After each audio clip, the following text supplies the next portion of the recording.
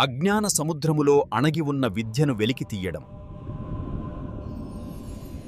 మత్యరా అవతారం లక్ష్యం. సాధనావస్థలో మనస్సు నిబ్బరం కోల్పోవడమే మందర పర్వతం కృంగిపోవడం.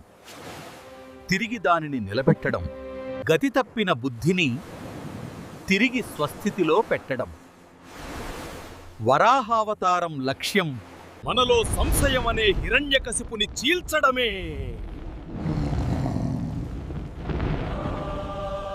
తలలో ఉన్న అహంకారాన్ని అణచివేయడమే. వామనావతారం లక్ష్యం నన్ను మించినవాడు లేడు అనే రాజసాన్ని పరశువుతో నరికేయడం. పరశురామావతారం లక్ష్యం కామాన్ని పడగొట్టి ధర్మాన్ని నిలబెట్టడమే రామావతారం లక్ష్యం.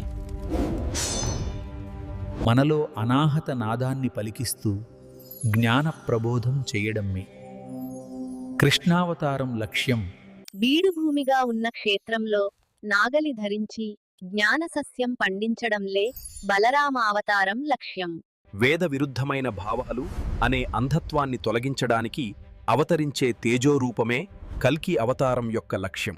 దశావతారాలు అనేవి మన కోసం అవతరించడమే, మనలోని అసురభావాలు అంతరించడమే.